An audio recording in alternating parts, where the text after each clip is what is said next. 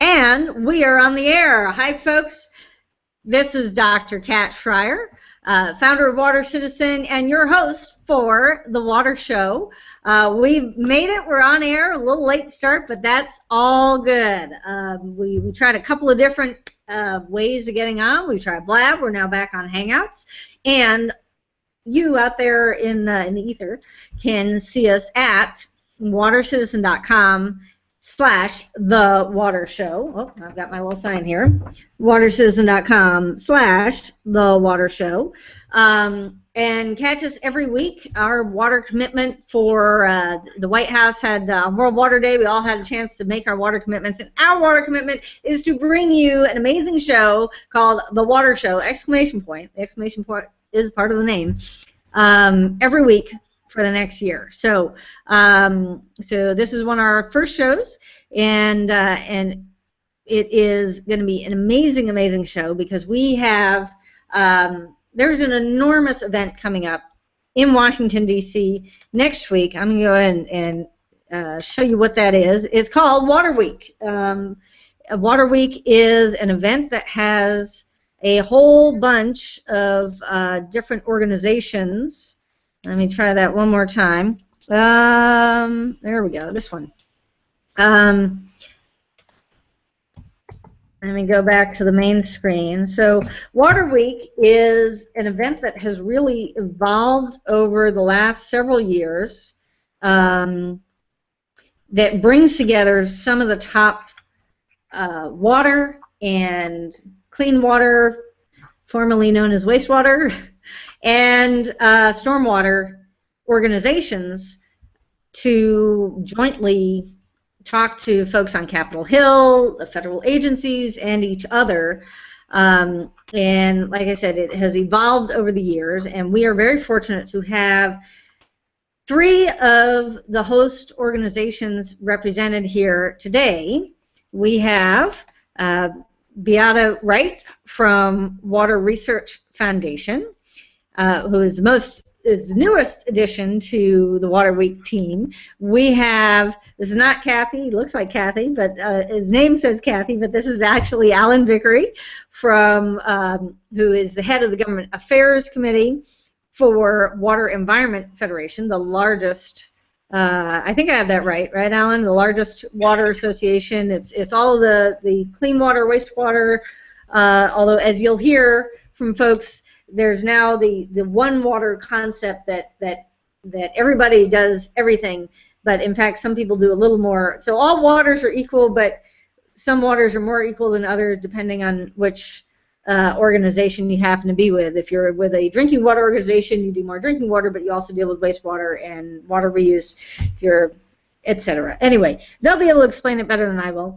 And then the last person is here, so I'm holding up my BlackBerry because actually, does your picture show up on my BlackBerry? Nathan, say hello. Hello. Hello. So Nathan is the Chief Advocacy Officer for the National Association of Clean Water Agencies. So this is the taking the water away from your house side of the equation. We won't call it wastewater. We'll just say bring it to the house and bring it away from the house. How's that? Sounds good. That worked good. And how do we clean that water and put it back in the environment and that sort of thing. So anyway, this is really most of the organizing, most of the host organizations of this massive event that's coming up next week. The only folks who were missing, Water Reuse Association, which has always been it's a smaller organization that has always kind of bridged the gap for years between the drinking water side and the wastewater side. Again, we're all one water. And the other major research foundations, which are Water Reuse Research Foundation and the Water Environment Research Foundation, which was the research side of WEF. So I'm going to go ahead and put Nathan and my phone next to the computer so that he can be right next to the microphone. And I'm going to let you guys since I've just done a hatchet job on explaining what it is that you do, why don't I let you guys say a little bit about yourselves and your organizations and what's coming up. And we're going to start, I think, Nathan, since NACWA has been kind of,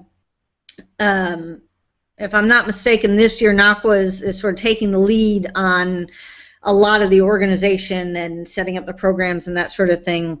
We'll let you go first, and I will pull up relevant screens if you tell me what to pull up. How's that? Yeah, thanks, Kat. That sounds great. And first of all, let me just say thank you to you for hosting this. Pleased to be here and sharing this webinar with Alan and Biat. The one thing I would say is that I really think this is a team effort. This whole week is really a team effort of all the sponsoring organizations. The idea came probably 3 or 4 years ago. We started throwing this idea around. It really, I think, started with NACWA and WEF and spread to some of the other groups. But the idea was that we were all bringing our various members into Washington for kind of a policy fly-in. And instead of having all of these different individual events, why not try to pull everyone together under a broad umbrella and common messages, common themes, and all go up together to the Hill as a way to really emphasize the messages that we wanted to bring. And so I think this is probably the 3rd or 4th year we've done Water Week. I can't quite remember, but NACWA and WEF kind of was the original, I would say, germination of the idea, and a lot of that. Alan Vickery has been involved with the Government Affairs Committee for many years and deserves a lot of credit for helping to move this idea forward. And we were happy to bring the Water Environment Research Foundation on board. The Water Reuse Association joined us last year for the event, and we're very happy this year that the Water Research Foundation has signed on as well. And as you showed that website, we have a bunch of what we're calling partnering organizations who have agreed to support the Water Week message, and many of them are some of them are holding events in other parts of the country during the same week to kind of emphasize the message. And so I really think we're onto something here in terms of raising the importance of water to federal policymakers and the importance of what our water utilities and water professionals are doing every day. Yeah. Thanks so much for that overview, and I think one of the reasons we wanted to have this show is because there are a lot of organizations out there, and we talk about the alphabet soup, and actually we're the screen that I'm showing right now, and actually, Nathan, are you watching from the outside? Can you see? There might be a bit of a lag, but you can see what I'm doing here on the screen? Yep. Perfect. Okay, good. So let me know if anything shows up backwards or anything like that. But as you can see, this is the events that are happening, and I suspect there's more coming on all the time. For example, there's one coming in Atlanta. There is there's always been this event at one of the embassies. This is the Embassy of the Netherlands is going to have something on planning. There's something on stormwater. There's a briefing. So is there more than one briefing, or is there just the one congressional briefing?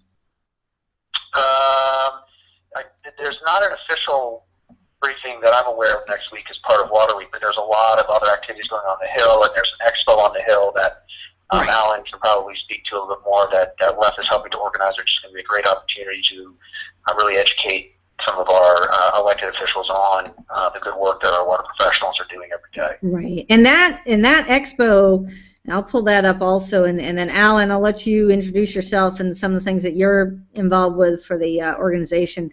That expo is, I think this is the most recent calendar. That expo is free and open to the public, correct? Alan, you want to take it from there? Yeah, I'd be happy to. The Water Organization is a organization of kind of a plurality of water professionals. We number about 33,000 members in WEF, as well as about 75 member associations, typically at the state level, with some member associations actually offshore.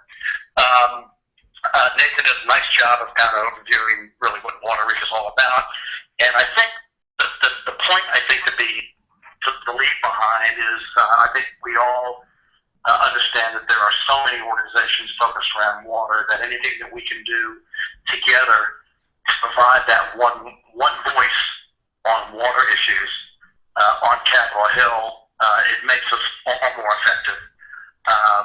And if we have disparate voices, then we're all equally less effective. And so that's the excitement, I think, around this approach we've had for the last couple of years. So we will be coordinating our messages, advocating, finding out what's on the minds of our congressional representatives and their staff. And it's really a great event, and it's the way of the future for the water industry if we're going to be better at what we're doing individually. Absolutely, absolutely, and we're gonna bring in Beata in a second, and especially when it comes to talking about what the groups are doing, that yes, for a lot of them, advocacy is certainly a big part of this. And from my perspective, having been on the Hill for so many years, is seeing all these different water organizations coming in. Here we are in media trying to cover what's going on with the different water associations. And I know a lot of the folks up on the Hill, and it's kind of like, well, why do we have another water group, and what's the difference between AWRA and NWRA and AWWA and WEF and WERF and whatever, all these organizations, and it gets really confusing for people who are outside of the space that are interested in water, that are passionate about water. I mean, that's what WaterCitizen is about, is people passionate about water. But just don't understand the different organizations. So that is a big part of what we wanted to do today, is have a chance to have that conversation around who are all these different organizations, and who's doing what, and how can folks who want to help support water, whether it's on the policy side or on a research side. And there is an interesting dance that the foundations, and in fact WaterCitizen just became a foundation itself, have to play, because they're not advocacy. We're not doing advocacy from the foundation side. And Beata, before I put you on, I just realized there was one other person I was supposed to introduce, and that was me, which I didn't do yet. So, hi guys. If you don't know me, I'm Dr. Kat Schreier, founder of WaterCitizen, and I had after 20-some years of water resources planning and policy, I began to realize that anytime we had any kind of planning process, any kind of policy process, any kind of project, doing consulting and trying to do engineering projects, the very first thing we had to do was bring people together and do communications, education, and outreach, and that was not really being addressed all that well with the mainstream press. And so one of the things that we started is, and it looks kind of sucky right now because the pictures aren't showing up, but we have something called WaterCitizen News, which is sort of a Huffington Post on water. And of course, if you're not watching at our site called The Water Show, you might be over at Google Hangouts, for example, for this show, because we went with a Hangout. But we have something called The Water Show, which is where you can add your comments during this show. And if you hit the replay button, you can also continue that conversation and add your comments on an ongoing basis. So it's not just during the show. You can actually continue to have those comments. I know that Robin is on there putting in some comments. You'll also notice on the page for the Water Show, let me pull that up for you real quick and show you around on that page. You'll see, so up top, it has our logo and our disclaimers, and as it says, WaterCitizen Media Foundation. As of, this is just very recent, as of March 17th, St. Patrick's Day. You can't get greener than St. Patrick's Day, I think. We became the WaterCitizen Media Foundation, a fiscally sponsored program of United Charitable, a 501c3 public charity views expressed here are not necessarily those of WaterCitizen Media Foundation or United Charitable, so it's fine for us to have people who are doing advocacy, but we don't do it ourselves. We are trying to capture and share the stories around water and bring you some really awesome folks dealing with, and really the Water Show is going to cover everything from, just like our WaterCitizen News does, everything from water and business policy, technology, sports, arts, culture, spirituality, what have you. We really run the gamut. If you look a little further down, you'll see a button here. I'm hovering over the button. It says Be in the Know on H2O. That'll let you click on put in your email so that we can keep you apprised of what's coming up on the Water Show, as well as what is coming out through WaterCitizen News, as well as links to our site. We're going to have a new website put together for WaterCitizen Media Foundation. You'll also see the last few episodes of the Water Show. This is only episode number 4 so far. You may be watching this, several months from now. We are going to ultimately be putting these up on iTunes. We're going to have these available just by audio for the podcast. So if you are on podcast, sorry you can't see what I'm doing, but hopefully I'm describing it for you well enough. This again is at watercitizen.com/thewatershow.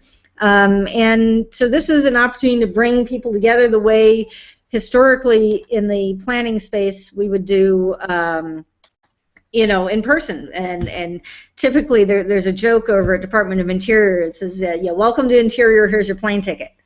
And one of the things that I think all of us can agree on is that when you're in water, you end up doing a heck of a lot of traveling. There's a lot of meetings. There's a lot of bringing people together. And one of the things we're trying to do here is, we've got people participating in all sorts of ways, even Nathan here on the phone. We've got, Alan and Beata are from their home offices, but they, which are all in the D.C. area, but really they could be anywhere in the world and be part of this conversation. And hopefully you are joining us from wherever you are, and will be able to type in the comment section on the Water Show. If you're here, please do type in the comment section and let us know you're here, because we are going to try to get some time at the end of the show for your questions, and I will be watching for your questions. I know that Robin Davis from NACWA is watching us right now, and of course Nathan is watching us as well. Nathan, if you want to go ahead and type in a comment and just so I can see that you're able to see us, that would be awesome. So let's get to the last guest on the couch. This is like Johnny Carson show. We got to go down the couch, right? So the last guest on the couch is the newest member of the team, which although certainly not new to the water space, Beata Wright. Beata, why don't you go ahead and introduce yourself? Hi everybody. So I'm Beata Wright, and you hearing the echo? You okay? We're good. If you have the other screen playing, then you want to make sure that that's off. I think. Okay. Well, let's just say I'm with the Water Research Foundation. It's a new position for me and for the foundation. I'm the executive director of the DC office, and I want to echo first of all what Alan and Nathan have both said about this just being a good partnership with all of the associations and water organizations. Having a common voice on the Hill, having a common voice to the public is very important, and I think we all do that very well. We are all partners, we collaborate all the time, and we do that to really be most efficient and to optimize our subscribers or our members' resources. So I commend those organizations as well as others that are not on the call today of being really good partners in the field of water. The Water Research Foundation, we are celebrating our 50th anniversary this year, which is big news. So we're very proud of that. And we're doing some special things where we're showcasing some videos of some of the utilities that have used our research. We're also a not-for-profit. We don't really advocate in the world of regulations or whatnot, but we help inform through our scientific integrity and our scientific research. So we're moving forward on 50 years. We really remain committed to meeting our subscribers' needs. So one thing, and we're excited to be part of this Water Week and excited to be a partnering sponsor.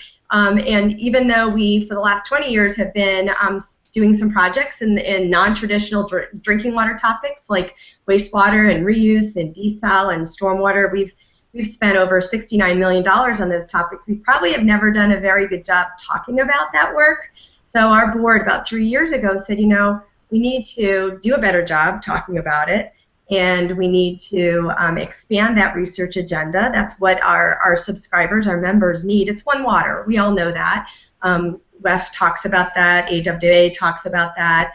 WEF talks about that. We're talking about that. And most importantly, the people that pay into our membership need that. So we're reacting to that, and we're meeting their needs and expanding our research into that area. So again, the partnerships that we all share become even more critical and important. Now, I am going to see if I can pull up, hang on 1 second. Here we go. Whoops, I just pulled it up like 3 times there. Oops, stop. Okay. Yeah, I was going to pull up psychographic. So, you know, one of the things I did want to mention, and I usually do mention this in my little intro, is who WaterCitizen is. WaterCitizen has a very broad audience. So not only do we cover the gamut from, you know, oceans and groundwater and you know, watershed protection and drinking water. You know, people are like, what do you do? What do you do? You do just do conservation? You just do water quality? It's like, we do any kind of interaction between humans and water. That's it. So it's not just about the water, it's about the citizen. So it's people and their interaction with water, and if they want to actually do something about it, that you know, that we help them find that out. We do have something called Keys to Water in Congress, which is a, in fact, Jeannie Brown from WEF had been one of the folks who we did an article with when we rolled that out a couple of years ago, talking about the different roles that people play when they're interested in water, especially if they want to be on the Hill. So it's not just advocacy, it's also expertise.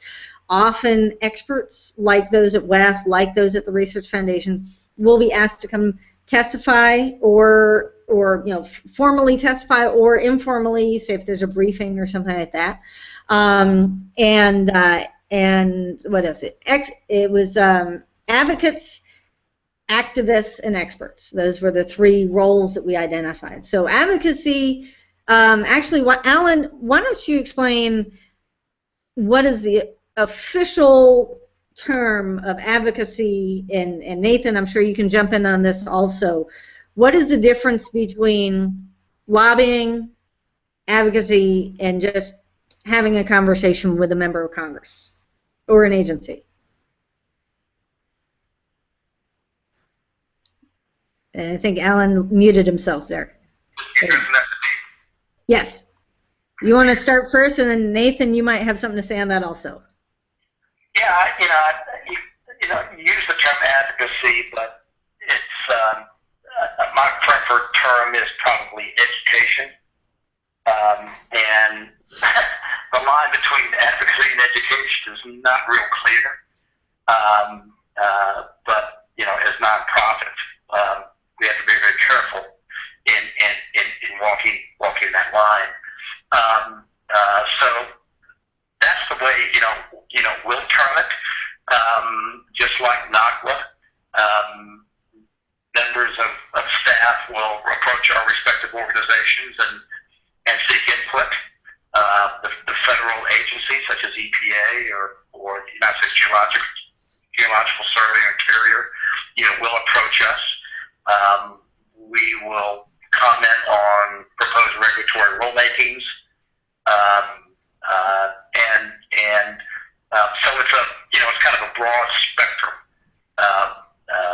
But the difference in the terms are not even clear to me. And since Nathan's an attorney, he may have a better handle on that Yeah, as soon as I asked all of that, I figured, I realized I was putting him on the spot, that Nathan really is going to be the expert on that. Nathan, why don't you go ahead and tell everybody what is the difference, because it really, you know, especially when there's a 501c3, a nonprofit like WaterCitizen Media Foundation or like Water Research Foundation.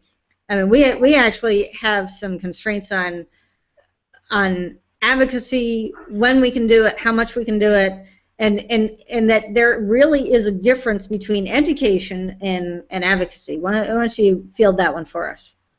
Sure. So there's advocacy from a legal perspective is defined different ways depending whether you're talking to the IRS or whether you're looking at requirements under the Lobbying Disclosure Act, which covers you know, interactions with members of Congress. You know, I would say that generally the IRS has a very specific definition for purposes of determining you know, qualifications under whether you're a C3 or a C6 as to what types of activities qualify as lobbying or not as lobbying, to the point of you know, if you talk to a certain level of official at EPA, it's considered to be legal advocacy for IRS purposes, whereas if you talk to a different level of official at EPA, it's not considered. So that can get very specific, and that gets into you know, if you're a C3, a certain percentage of your expenses can be used for lobbying, whereas if you're a C6, you don't have those restrictions, and it gets very technical. Now, so what's a C3 and a C6? And remember, and again, I'm going to go ahead and throw this up here. This is what we call the water psychographic, which is showing who our audience is. And our audience is everyone from this top of the triangle, the water sector professionals, who might know what water is and what WEF, and we're from AWWA. But we really cover the gamut. People in other sectors, in energy and manufacturing, people who are volunteers for local water boards or river cleanups, people who are thinking about water in their homes, in their communities, and even just people who go fishing and boating and everything, and that, what we call the gateways. You know, sometimes people will start out because they get involved with fishing or surfing or something, and they get interested in what's going on with the water community, and that becomes a gateway to getting involved with you know, serving on a local water board, for example. So let's assume that people don't know what all these things are. So what's a 501c3 and what's a 501c6? Here we're talking about nonprofits. Yeah, so they're all nonprofits. It's a shorthand reference to the Internal Revenue Code that defines different classifications of nonprofits. So a 501c3 is probably what most folks are familiar with when they think of a nonprofit. It could be a charitable organization, it could be an educational organization, but the way that the IRS structures those is that no more than 25% of that organization's expenses can go towards lobbying efforts. And the reason for that is that, as most folks I'm sure know, it's strictly Congress and tax season. When you make a financial donation to which you think of as a typical 501c3 organization, those contributions are tax deductible. And so because those contributions are tax deductible, there is a limit to what those organizations can do in terms of influencing policy. The flip side of that is there's another classification of organization called a 501c6, which is basically, it typically is a trade association or some other type of, still a nonprofit, but formed explicitly with the purpose of lobbying and influencing policy. And for organizations that are C6, like NACWA, those deductions are not considered to be tax deductible. So, right. So the revenues, if you guys get any revenues, those are tax deductible from your end. It's a different way of filing taxes versus a business. Well, we don't pay as a C6. C6 doesn't pay tax. Exactly. So, exactly. So, but it's all about the entity that's making the contribution. Right. So you have different classifications in the way. You know, and there's a bunch of other 501s also. There's churches and basically any kind of tax exempt organization. It really, but 501c3 is a very special category. And what I'm showing on the screen now is our what we just got in joining United Charitable is we became a foundation so that we could be eligible to receive grants, and really, what we're finding is that it's opening up so many more doors that just made it. We never really were designed to be a business, and which means that we didn't really make any money the last 4 years. But I just couldn't come up with the right business model, but at the same time could not come up with the right fiscal sponsor, and it can be very expensive to become a 501c3. It used to be about $25,000, and now there's something called a 501c3 EZ, which is still about $5,000 in legal and accounting and all that kind of stuff. But the other option is to get a fiscal sponsor, and so we are very grateful to have the support of United Charitable as our fiscal sponsor. And what I'm showing on the screen now, that shows our program purpose and that sort of thing. So essentially, what we do has to somehow fit within that mission, and that, so we fall under that constraint. And Beata, you got similar situation with the research foundations. Now, I've also worked with research groups like the Institutes for Water Resources. I work with the Colorado Water Resources Research Institute and the DC Water Resources Research Institute, and they're part of something called NACWA, and they get federal funds from USGS as well as other entities. And so there is that that constraint. They can't lobby for their funds, but at the same time they have to let legislators know what's being done with that money and report back. So where does that come in from your perspective with the Research Foundation, Beata? Well, we're a 501c3 as well, and we have over the years gotten grants, or been lucky to get grants through EPA, Bureau of Reclamation, I believe, as well,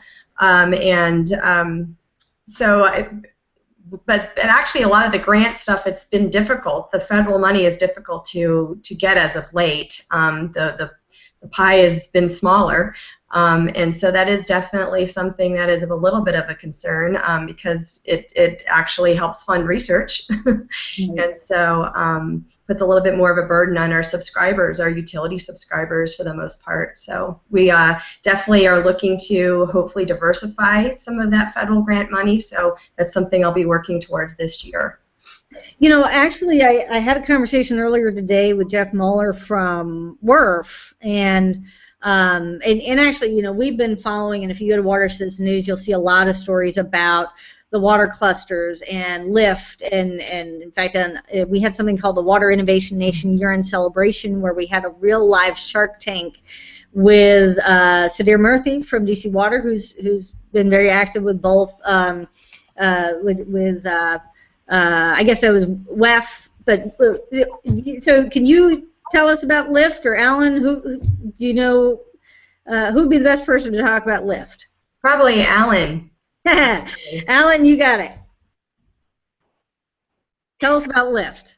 A little bit about LIFT, not highly authoritatively, but in essence, LIFT is a program that really was initiated by the Water Environment Research Foundation, and it's a vehicle whereby, for the most part, utilities that are active members of the WERF can come together and share resources, share intellect relative to the identification of technology needs around their industry, the identification of possible candidate technologies that could be applied to their needs, and facilitating the process of proving that technology and kind of ultimately getting to the market. It's a very interesting program, and as you mentioned, Kat, it's a bit more a component of a much larger movement in the United States and really around the world to accelerate the need for technologies, because I think we all agree that technologies will have to play a role in addressing our water challenges, not only in the U.S. but around the world. I happen personally to have been involved in the establishment of a water cluster organization out of Cincinnati called Confluence, which was created in the 2011 with a lot of encouragement and support of the U.S. EPA, but there are water clusters in everywhere. Milwaukee is a big one, Fresno. There's Massachusetts has one. Canada has a suite of water clusters, and we're all different organizations calling upon our strengths and expertise, because water clusters at the end of the day are about basically synergizing, coordinating the water technology assets in a particular region. So it's a very, very interesting space, and I think it's the convergence of three things. Ultimately, it's the growing recognition around water. Everybody almost has a water crisis these days. It can be lack of water if you're in California and the farming and all that nexus. It can be your water rates, your sewer rates. Everybody has a water issue, so you've got that awareness. You've got this age of water technology development with designer membranes and big data and all of that. And then the third component of this thing is creation of jobs through water technology development. So this is a great space to be in for us water professionals, and so I'm very optimistic about the future of the technology sector. Yeah. That was a great summary there. I was pulling up the screen of a story. We've done several stories actually on the water clusters. That's really been an exciting arena of what's going on with. Let's see if I can find this here. What's been going on with waterpreneurs and new companies and new technologies. These clusters. I don't know if you can really see this little pie chart here. What that's showing is that the clusters actually bring together the utilities, the water and wastewater utilities, is a big part of it, and that's that's represented in part by groups like NACWA and NACWA, which is the counterpart on the drinking water side for the largest utilities. It's the research arena related to water, which includes groups like Water Research Foundation and WEF, the Water Environment Research Foundation, which I think it helps for our audience to know that we say, well, everybody knows now that we're all one water, but for people who aren't familiar with that, it used to be very very siloed. That people would talk about drinking water is over here with drinking water, and wastewater or clean water over here with clean water, and reuse, trying to bring the two together and close the cycle. But now, yes, there's one water, but there's also a need to think about it from different perspectives. So yes, it may be a source water that comes from reuse, but the historically drinking water organizations are going to think, well, how do we take that reuse water and get it to the point where we can drink it? Is that kind of a fair? Yeah, is that sort of a fair way of thinking? I mean, yes, it's one water, but different organizations have a different emphasis. And WEF and WEF, the water environment, the wastewater, clean water, take it away from the home side, is going to be thinking about, well, what's going to happen when it hits the stream? Right. I think what we've seen, or we're seeing, is kind of a development of thought process. Like you said, it has been siloed perhaps in the past, or more siloed, but now I just think there's more of an awareness of the integration and interrelation between all water. And reuse is an absolute perfect example of that, where you're having many situations where they're actually applying direct potable reuse. And it's a wonderful thing. And so you have to define what direct potable reuse is for our audience. It is when you have a typically termed wastewater, or a stream that has typically been considered waste and perhaps discharged through a conveyance system and ultimately treated and discharged to an outfall where it might be an ocean or whatnot. And now we're capturing that resource, one of the resources being the water portion of that stream, and actually being able to treat it to a standard where it can directly be then ingested as a drinking water source. So, you know, you have experts on all sides that have typically been, I mean, on the wastewater, the resource recovery side, that have a lot of knowledge in this area, and you have the drinking water folks, typically have always been focused on the drinking water portion, that have a lot of knowledge on that area. And now we're seeing kind of a melding of the minds and the best of the best partnering. Again, I want to also state that there's really, all research organizations are very cognizant of the fact of not duplicating research. We want to find out the answers to the unanswered questions. And again, that takes partnership in understanding who, you know, what has already been understood, where do we work together, because in leveraging the best of resources from both organizations or more than one organization, could be several. Right.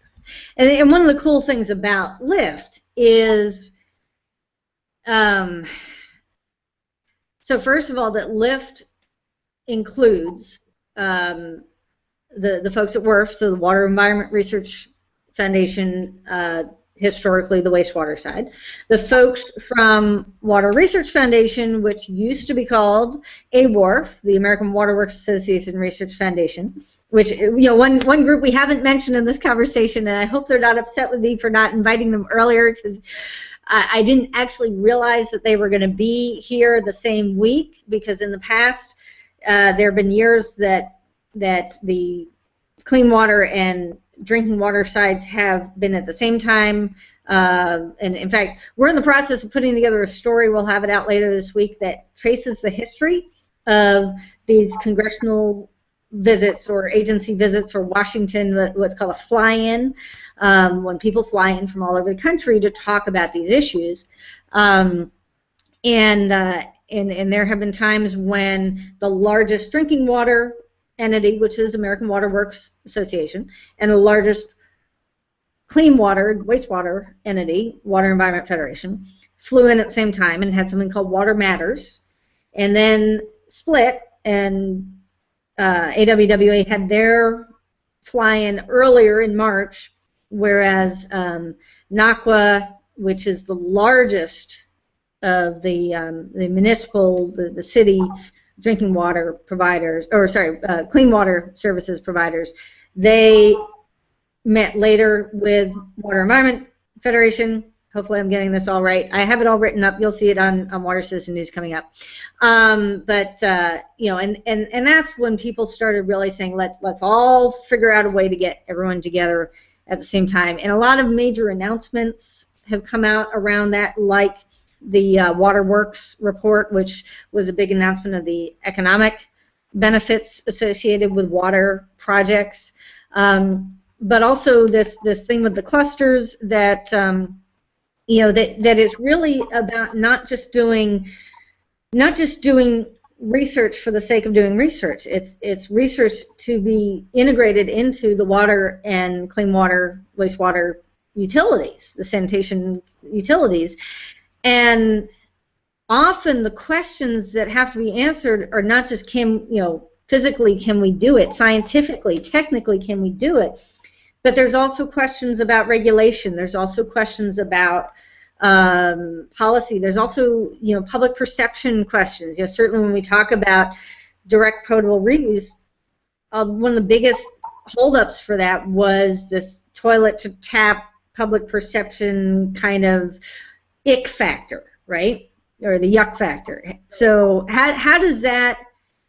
So one of the things that LIFT does is it also addresses what are the concerns from the utility side? What are the concerns from the agency side? Not just the pure research. Can we make this gadget work? Can we understand the science better? Is that sort of explaining a little more of what the difference is between the pure research side and the more applied stuff in LIFT? Well, the Water Research Foundation, as well as the Water Environment Research Foundation, are more about applied research. And the Water Reuse Research Foundation is also applied research. We're all applied research. And what the applied research really means is that we can find answers to problems in a very short amount of time. Whereas more traditional research, fundamental research can take years and years and years. Right. But yeah, we don't have subscribers, utility subscribers in particular, don't have time for that. So all of our foundations that I just mentioned, they all do applied research. One thing you mentioned about the importance of communication, that has been and continues to be a big area for research. Because the water utilities and the water industry experts, we have to do a better job at being able to communicate to the normal public so that they understand, and it's not as technical perhaps, and it's something where we can convey our thoughts pretty clearly and not scare them with some of the terms that we typically use. So there's a lot of research that has been done on that by the Research Foundation. I'm sure WEF also has partnered with us on that. As well as they probably have some of their own research that talks and addresses about communication. And that is also an area in the future that's going to be even more important as you see issues like lead and chloramines and potable reuse. These things that we need to communicate to the public are going to be continue to be very important. Absolutely. And this is actually, Chris, an arena that is near and dear to my heart, which is how do we get better communication about water? And that's that's a big reason why WaterCitizen was created in the first place. And WaterCitizen Media Foundation is about better media. We're looking at certainly we have the water show.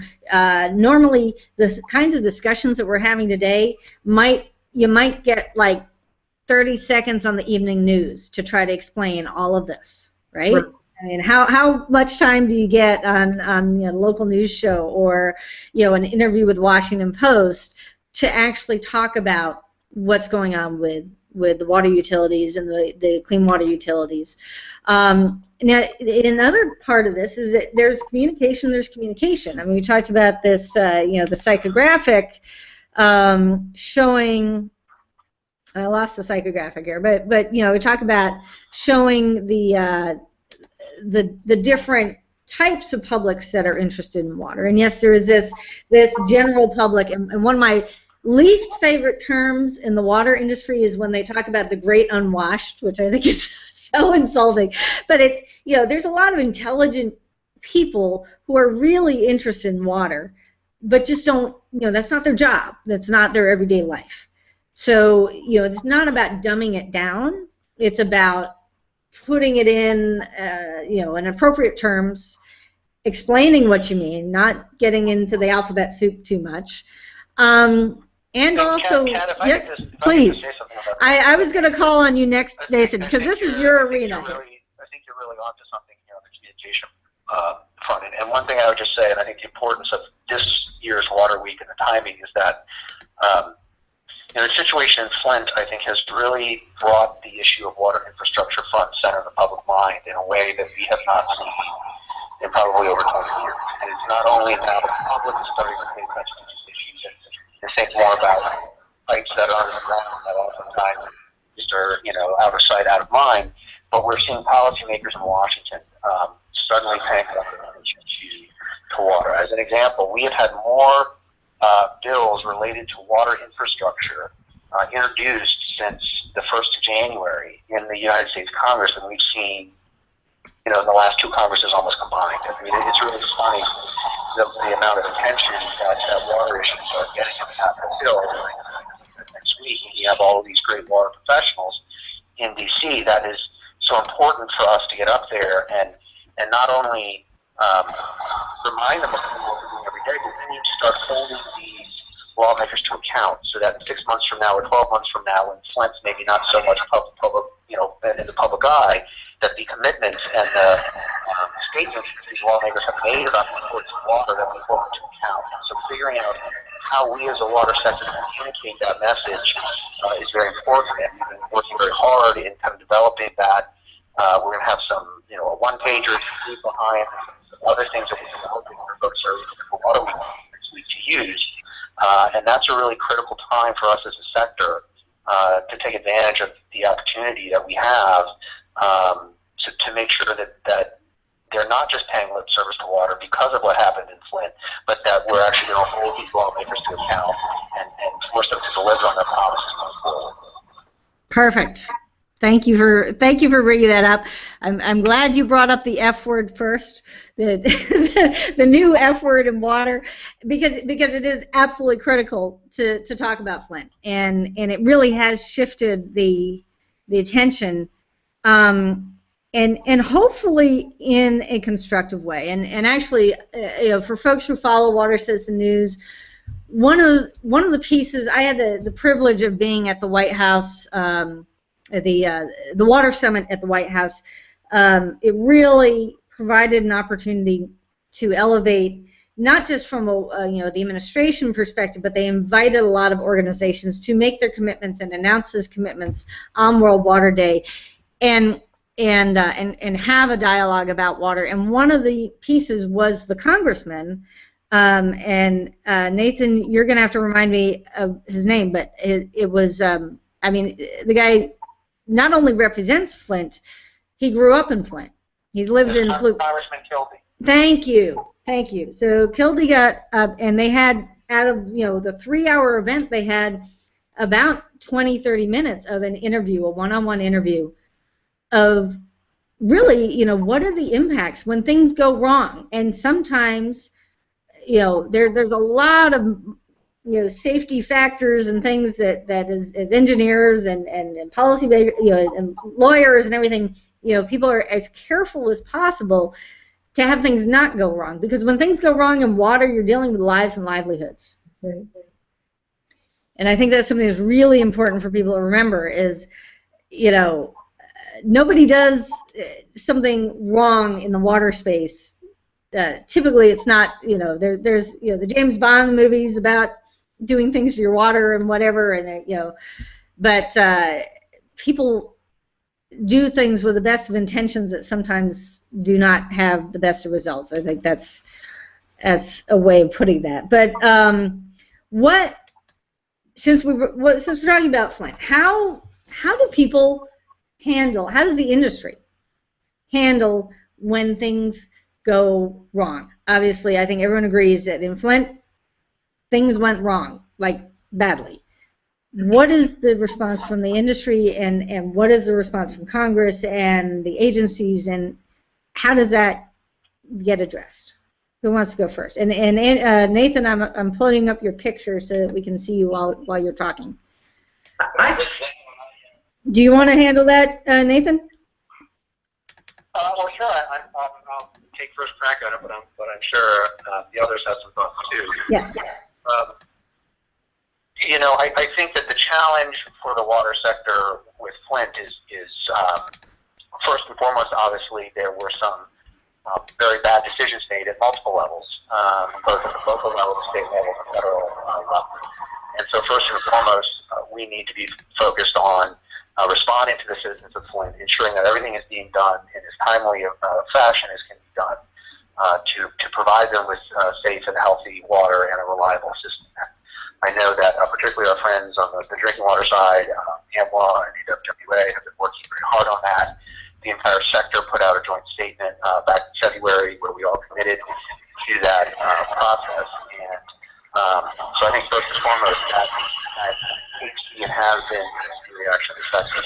More broadly, I think it has raised the need for, the broader sector to find some collaborative in which we can emphasize and stress the importance of having water professionals at the table for all of the decisions that are made when it comes to managing and operating these very complex systems. Unfortunately, is that the local utility managers on the ground have serious reservations about switching a water source and turning on the water source, that they will be overruled by some of the regulators at both the state and federal level, and I think that's a problem.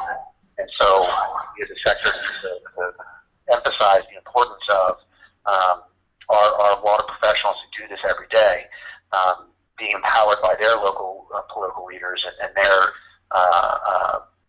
the folks who oversee them, that they're the ones who need to be making these decisions, not politicians.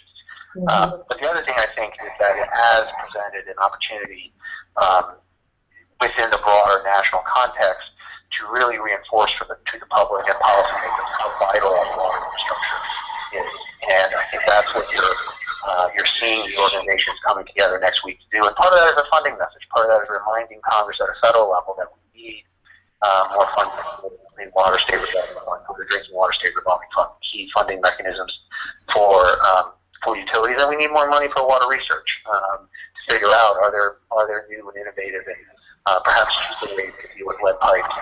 So I think it's a multi-pronged approach, and I think that the sector is coming together to do that. But as we've talked about before, there is a silo mentality, unfortunately, that goes back many decades. The type of situation where I think it's incumbent upon all of us to try to rise above that and others as much as we can. Right. So Great. Yeah. I'd like to add to that. Nathan did an incredible job summarizing it, and he's spot on. I know that the water utility industry, when something happens somewhere, anywhere, it impacts the entire industry. And utilities across the country are now getting calls from their customers on what are my lead levels and where are the lead service lines. So whenever something happens in the industry to a water utility, it's a big impact. And what we do is we pull together. Just like Nathan said, we pull together, we help identify where are there some research gaps. Let's identify those and let's work on them. And we also pull together the state of the science of what information we already have. And actually the Research Foundation put together all the plethora of research that we've had, and that's available to the public on our website, and we've given it to many members of Congress so that they have that access to that information as well as NACWA and AMWA and AWWA and WEF and WERF. So all of those folks have that as well to share. Yeah. Yeah, absolutely. And one of the things that I was coming back to on that was that the research is not just on the science, but there is also research, as you said, it's applied research. That includes how do we communicate these things. How do we communicate big disasters? How do you communicate to lobbyists or to legislators? How do you communicate to citizen boards? All of these utilities are governed not just by professionals, but they have citizen boards. The WaterCitizen, I want to talk to you guys. The WaterCitizen, you can serve on a board. If you're really concerned about this stuff, go serve on your local board and educate yourself on how to be a part of this. So how does that get handled within groups like WERF and Water Research Foundation and the others? Well, as I mentioned before, we actually we have a lot of research on communication that helps boards, helps utilities be able to communicate with citizens and be more effective. In fact, there's a recent one that just came out that talks about, again, words that might be scary to people and might not accurately reflect what you're trying to convey. Also, little things like how on your website, what actually people are drawn to and where it's most effective. So all these types of things we have research on that helps utilities to be able to communicate more effectively with their population. But there's probably more work to be done, like I mentioned, particularly with lead and flint, and helping subscribers, utilities, communicate what a lead level means in their system. Also, how do they determine what a lead service line, where it is? What's the technology? How could they do that quickly? So there might be some research gaps there. In fact, clearly there are, and we're working on identifying those together in partnership with the other organizations and getting research done in that area. Now, one of the things that was a big part of my professional history in the water, my pre-media side, was institutional infrastructure and communications. So it's not just communicating with other utilities and other water professionals and then communicating with the public. There's all these other players with other corporations that rely on our water supply from the utilities. With the whole water energy nexus, water food nexus, water manufacturing, water and jobs, those sorts of things. There's certainly the regulators, and the difference between communicating with EPA and state regulators, the difference between communicating with underground injection control and drinking water, and Nathan mentioned the silos that that, you know, a lot of that comes down to having to go from agency to agency to agency for different permits, and sometimes this agency is telling you to do something different from another agency. And Nathan, if you want to jump back in on that, you're welcome to it, or Beata. And Beata, you were also at a water utility at Loudoun. So what was your experience from Loudoun's perspective? And then Nathan, if you want to come in also. Yeah, well, I'm sure Nathan has a lot to add to that, but a couple of perspectives from my point of view. I'm hearing an echo again, but okay. So from the utility perspective, it was pretty clear who I needed to deal with. On the drinking water side in Virginia, I was at a utility, Loudoun Water in Virginia, and it was the Virginia Department of Health. That's who has primacy, and the Culpeper office, in fact, was the regional office that was assigned to my utility. And you know, we had an environmental engineer there that we dealt with, and it was pretty direct. And so there was it was very clear. On the DEQ side, on the resource recovery, reuse, and wastewater side, we knew we need to meet with DEQ, Department of Environmental Quality. So again, pretty clear. There were different departments there in the wastewater side, depending on if I'm talking about air permits or the reuse program, or my discharge permit. So, you know, but there were different offices you had to get to know there. I want to comment, I was also at the White House Water Summit, and it was actually recognized by, and it might have been Congressman Tonko, I could be mistaken, but one of the folks there mentioned how they acknowledged in the federal government that everyone has a little piece of water. And a little bit of the regulatory ownership of whatever it is, whether it's you know, the Corps of Engineers with dams or what, and water supply, whether it's EPA, Bureau of Regulation, and NSF. You know, everybody has a little bit of a different. And so I'm being fairly new in the DC office. That's something I'm interested in navigating. but Nathan probably has more to add about that. Yeah, and Nathan, I'll kick it over to you, but you know, that's one of the things that we have been working for a while, and I think now that we're a 501c3 or a fiscally sponsored program of a 501c3 public charity, we can hopefully get this thing off the ground. But it's called the Keys to Water in Congress, and we created this with support from people at Congressional Research Service and staff on the Hill and government affairs offices, to say that, you know, the Congressional Research Service, which is the research foundation for Congress. When Congress has a question, they go to the Congressional Research Service for their own research about the history of how Congress has dealt with different issues, and people like Betsy Cody, Nicole Carter, those folks help to figure out what Congress has done in the past related to water policy, and they have a report that comes out every few years where they look at all the different ways water is handled by Congress, and there is no one water committee. That's one of the issues. There's no one water committee, and there's no one water agency at the federal level. So there's, I think the last count was something like 26 different federal programs related to water. And they're split up, so, you know, when you look at the weather, that certainly has to do with water. Well, that's over in commerce. When you look at, you know, forested headwaters, you're dealing with agriculture. You know, you look at science, you might be over at NASA. You know, it's not necessarily the traditional water agencies of Environmental Protection Agency, EPA, Department of Interior, which includes U.S. Geological Survey, as well as Reclamation for the western states. And who am I forgetting? EPA, Interior, and Corps of Engineers, of course, Corps of Engineers. So, Nathan, go ahead. Yeah, there's a lot of different players, and the simple reality is that it's in many ways a byproduct of the statutory nature in which many of these water issues were addressed over the years.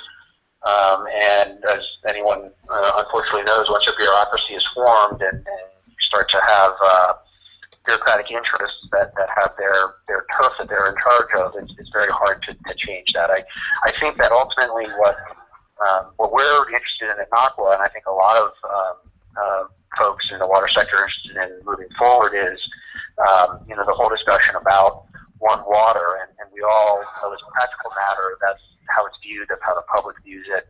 But how do we get there from a policy standpoint? And that's going to involve some very complicated and difficult discussions that ultimately will have to involve, in my opinion, some dramatic changes to the statutory structure in which water is regulated in this country, and that's a complicated discussion because there are lots of different vested interests who some like the way the system is now, and they don't want to change it. Others know that the system's broken, it needs to be changed, but they're scared if anyone does try to change it, it's going to get worse. And so that unfortunately is a generational conversation. That's not a conversation that happens over a couple of years. That's a conversation that happens over multiple Congresses, decades even, to get to a point where we can kind of fundamentally rethink some of this stuff. So it's a long process, but it's a process that I think certainly needs to be front and center in everyone's mind.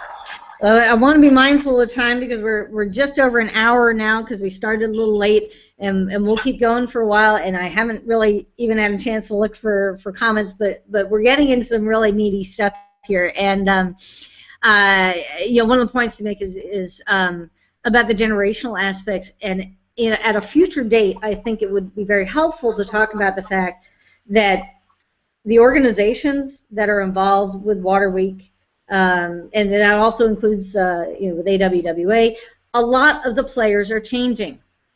We're seeing some really, the makeup of the governing boards. Like I remember, it was not all that long ago that the Water Utility Council, the governing board for the kind of policy setting board of water utility leaders, a select group of 30 or so, was almost all men, and that started to change. That we've got new, so demographic changes, age, different genders, ages, races, everything. Things have been changing over the past several years, and some of that is also just we've got some new leaders in key positions, including Beata, including over at Water Reuse. We've got Melissa Maker, including the U.S. Water Coalition. Radhika Fox just stepped in. And over at AWWA, they've got a new head of government affairs. I mean, and of course at NACWA, that we've got a new, which is not, not anything to say about the people who were there before. They were fabulous, love folks like Wade and Ken and everything. But the fact is, we've had a lot of changes, and so I don't know how much. We're likely to see, new people at the table always creates change, and I think we're going to see changes in all of these organizations.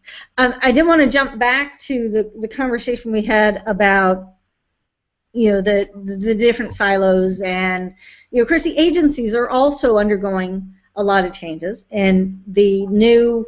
The presidential election is going to bring in a whole slew. Everybody who's there now, as far as the political appointees at those agencies, and there's the political appointees and the career staff at each of these agencies. Those are all going to change. Directions are all going to change. Everyone's going to have to kind of, to some extent, regroup a little bit. Although Clean Water Act is still Clean Water Act, Safe Drinking Water Act is still Safe Drinking Water Act, and a big part of understanding all those changes is the environmental consulting firms. And that's why, Alan, I wanted to introduce your other hat, a hat that I used to wear as well at Golder Associates, of being that those industry professionals at the environmental consulting firms as that trusted resource for the utilities, for the agencies, for nonprofits, will hire environmental consultants not just on the technical expertise, but also to walk through what's happening on the institutional side. Can you say a little something about that?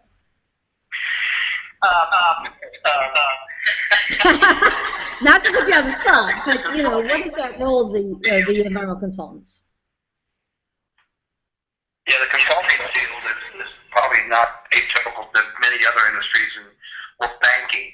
Where you see consolidations going on.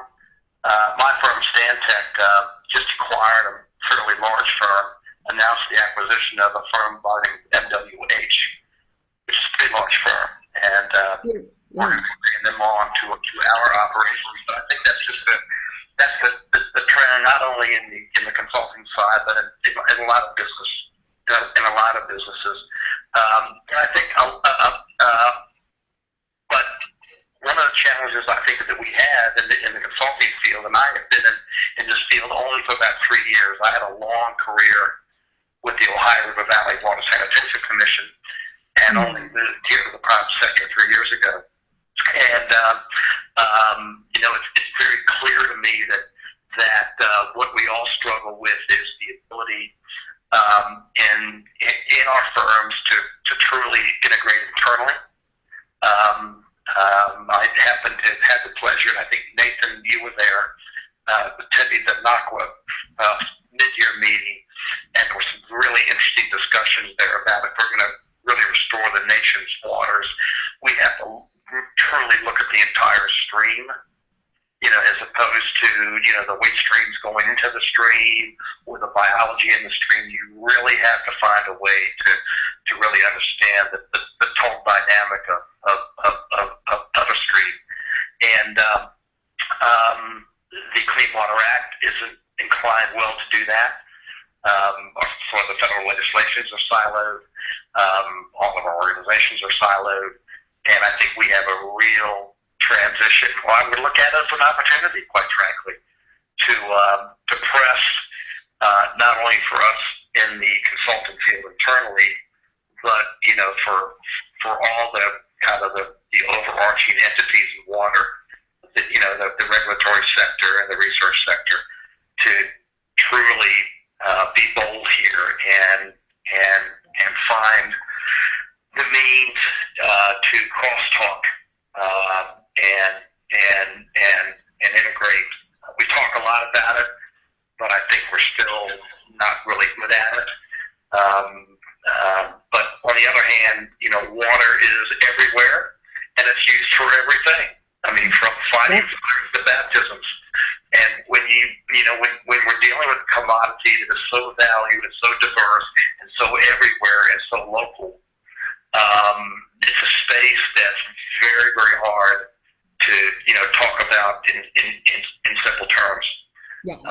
But part of the role of the consultant, and you know, so I've worked for a lot of years in water resources consulting, and I know, Beate, you've been on both sides of that, both as someone who worked as a consultant and as someone who was with a utility as director of operations. I'm sure you worked with many, you know, MWHs and CH2M Hills and CDMs and all those guys.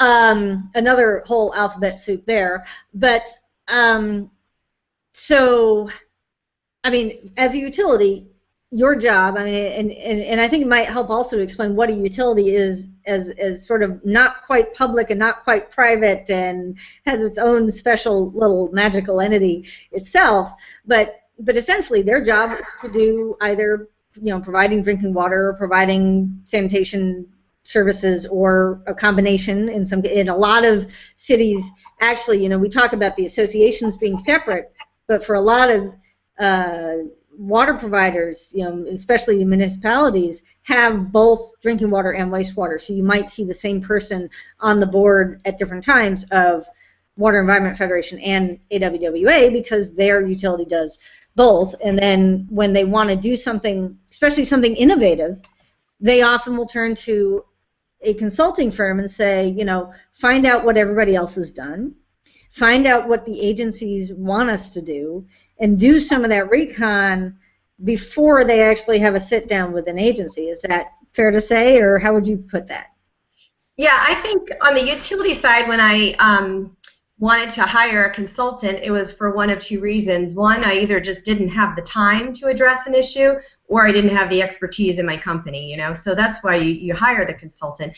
As a consultant, being on the consultant side, you always have to be that expert. No matter what the reason they hire you for, you're the expert. And if not, you fake it until you can you don't fake it. The beauty of a consultant is that you have typically a variety of clients with a variety of issues, and you're able to really you know, have that breadth of experience and expertise in a lot of things. And then there's an economy of to your utility when they purchase your services, that they're really purchasing that expert advice.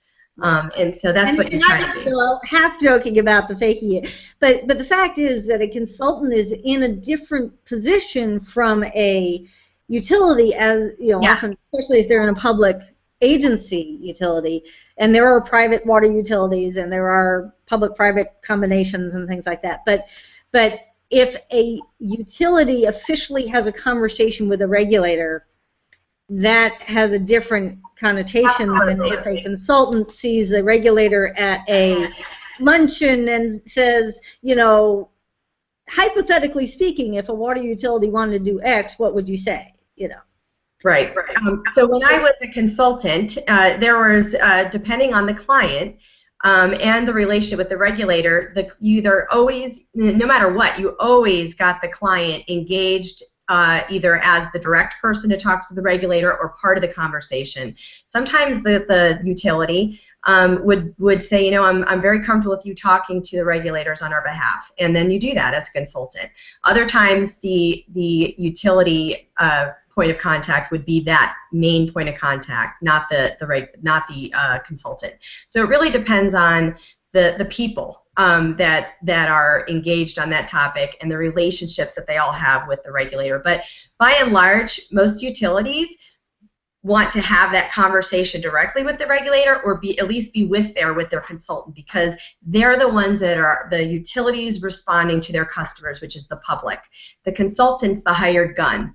They don't really have that direct link to the public. And actually, that's why I absolutely loved being on the utility side, because I felt so close to boots on the ground and helping the public in a very, very direct way.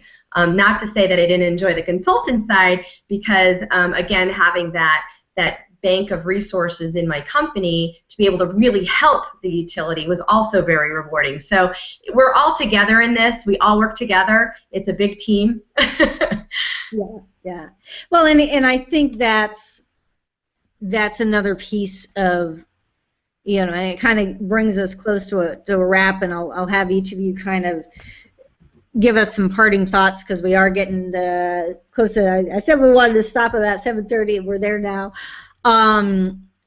But they, you know, that the water community, and you know, in this case, you know, I'm not talking about the full water psychographic that we talk about with WaterCitizen, but especially within the industry, the water providers, the clean water services providers, the manufacturers, and at Water Week, all of them are going to be there. There's planners there. There are equipment manufacturers there.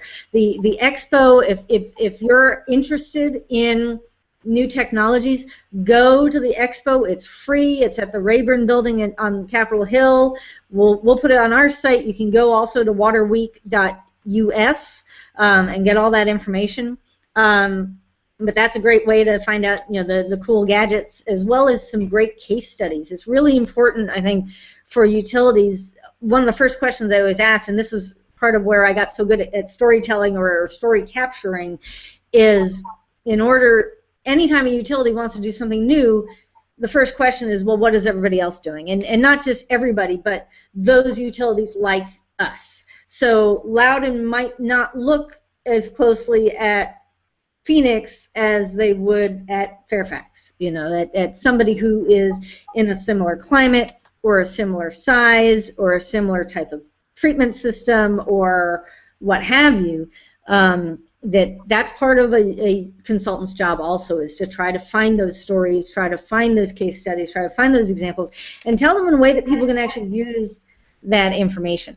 So anyway, that's but that said, you know, everybody is part of this community. That you know, and there's so many different ways of looking, whether it's as an expert, whether it's as a, you know, like a subject matter expert or a policy expert, as an advocacy expert, as a consultant, as a utility, as a state water board, and the federal agencies, the members of Congress. There are members on the Hill that have put so much into an understanding of water. Not everybody up there is clueless. You know, sometimes there's this perception that folks in Congress don't know anything about water, and there are people like, Grace Napolitano, like Paul Tonka, who played a role with the science and technology, the New York State's science research organization. Now I'm just blanked on the name of what NYSERDA stands for, but basically there are experts on the Hill. Either they came in with an engineering background or a water policy background, or they learned it while they were there because they are working on those committees: Water and Power, Energy and Commerce. House and Senate do things differently, but one of the things that we've done is we have these buttons that say "Water is sexy." And by the way, if you're coming, please bring your Water is Sexy button because I am running out of them. So if you have one, bring it. This actually came from comments that Grace Napolitano used to make when she would come to brief the different water associations. And inevitably, she would talk about the different bills that were coming up. She's on both the House Water and Power, and has either been chair or ranking member for most of these committees, and the House Water Resources and the Environment, two major committees on the House side, dealing with water, very passionate about water, but often would end her briefings or her little summaries to those associations by saying, we really are trying to pass legislation about water, and this is pre-Flint. This is a few years back. We're trying to get legislation passed on water, but nobody wants to talk about water because water isn't sexy. And I'd say, you ever see Flashdance? Water can be very sexy, and that's part of what we do with WaterCitizen News and WaterCitizen, trying to do watertainment, try to make water sexy. But it also is giving members of Congress that recognition that yeah, if you work on water bills, you are working on something that's sexy. You are working on something that people are going to want to hear about. It's not boring and too technical, too whatever. That people really want to hear about water, and not just in a situation of crisis as with Flint. And it can't be something that just goes away when people forget about Flint, and the mainstream media will eventually forget about Flint. I guarantee it. But we're always going to be here talking about water. So that said, hopefully all of you have your Water is Sexy buttons, and if you don't, Beata, you might not have one, and if not, I'll make sure you get one. I have a few left. I don't have very many. I have like maybe a dozen. But since you guys were on the show, you'll definitely get yours. Alan, I know you have one. I'm sure I've given you one at one point, so make sure you bring it. And we'll look forward to seeing everybody at Water Week. For those of you watching in the replay, look forward to seeing you at Water Week. I'm hoping to be able to have a live cast from the hotel after the National Water Policy Forum, which is on the Monday. That is not free and open to the public. That is a paid event. We are going to be there as press, and we're going to be covering that event. And then afterwards, I hope, if we can get good enough internet, to be able to set up out in the lobby, different kind of lobbying, get up in the lobby and be able to catch up with people as they exit, and kind of bring you to the event. And then the following week, Monday the the 18th, will be right after the EPA P3, which is a really cool. It's People, Profits, and the Planet.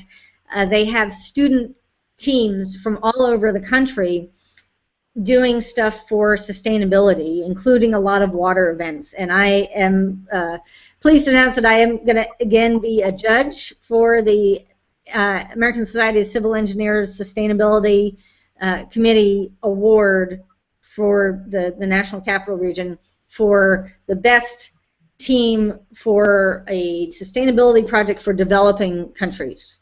So we're going to be there. If you're in town still after Water Week, plan to stay around for the weekend. Weather's gorgeous. You might find a few cherry blossoms still hanging on by next weekend or the weekend after next.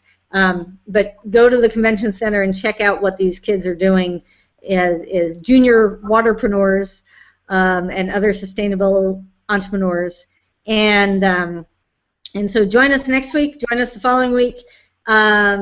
We've had some great conversation today about what's going on in water, what's going on in the water associations, research foundations, the different roles in the sector, and all of those folks are going to be crawling all over DC.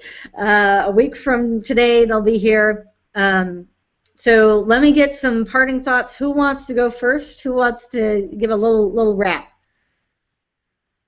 Nathan, you want to go first since we can't see you?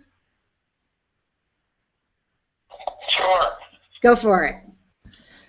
So just again, thank you for the opportunity. I think this is a great discussion. I appreciate the invitation to participate. And I would just say, Pat, to your point, we have to make sure that water stays front and center for our policymakers and our particularly our elected representatives in Congress. And I would just say, certainly next week is going to be a great opportunity to bring that message. But we are in election season.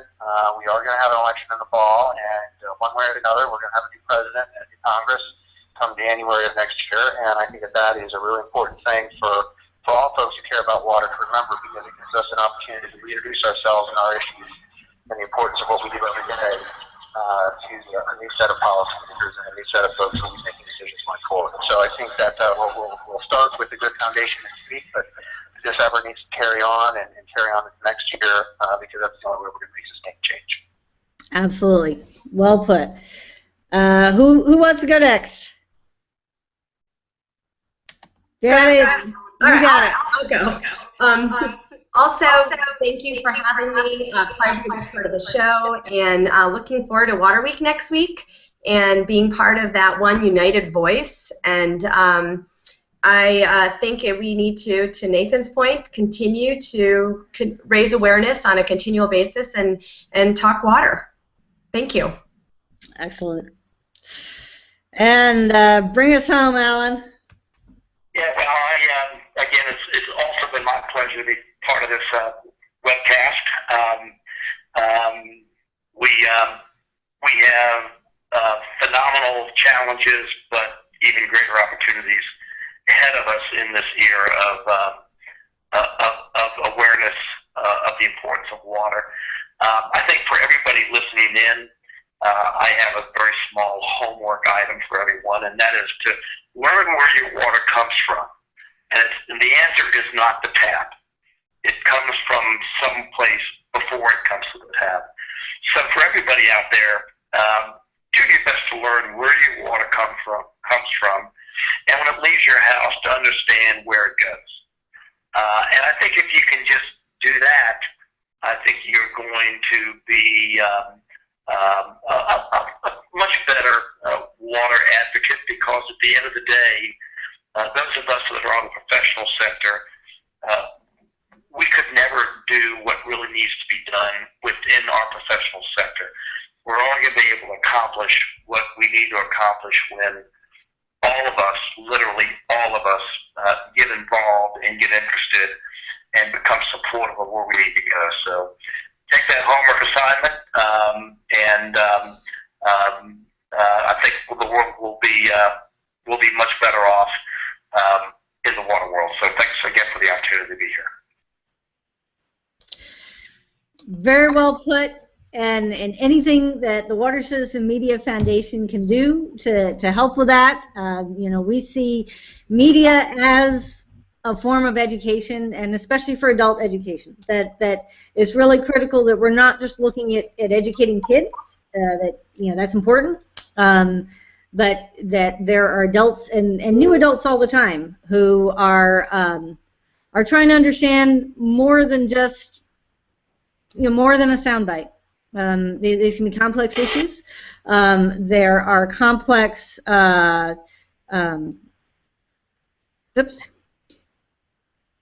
one second. There are complex discussions going on, and a lot of stakeholders at play, and a lot of different roles, and we've had a chance to talk to all of them. So we really appreciate you all joining us and watching today's show. Please do click below the screen to sign up to get updates from WaterCitizen News, as well as find out more about the WaterCitizen Media Foundation. Leave your comments below. We really want this to be a two-way dialogue, folks, so please do. I know, you know, with engineers, they say an extroverted engineer is the one who's looking at the other person's shoes when they're talking. I don't care whose shoes you're looking at, just leave a comment. Leave a comment, be part of the conversation. Let's keep the water conversations flowing. Thanks again on behalf of the WaterCitizen Media Foundation, on behalf of Nathan and Beata and Alan and the Water Environment Federation, National Association of Clean Water Agencies, Water Research Foundation, the Water Reuse Association, Water Reuse Research Foundation / Water Environment Federation, which we actually came up with a new name. We decided if we want to merge the name, we're going to drop the R's and we're going to call it We Fuse, because they come together, right? We Fuse. So, but yeah, there's so much great stuff going on with the organizations coming together more now than ever before, and the agencies and the congressional folks. There is this recognition at a broader level of One Water, and you're part of the conversation as well. So thank you very much for joining us. Thanks, folks. Hang on, I'm going to stop the broadcast, and we'll chat off air for a bit. But thanks very much, and join us every week at the Water Show. Thanks, Nat.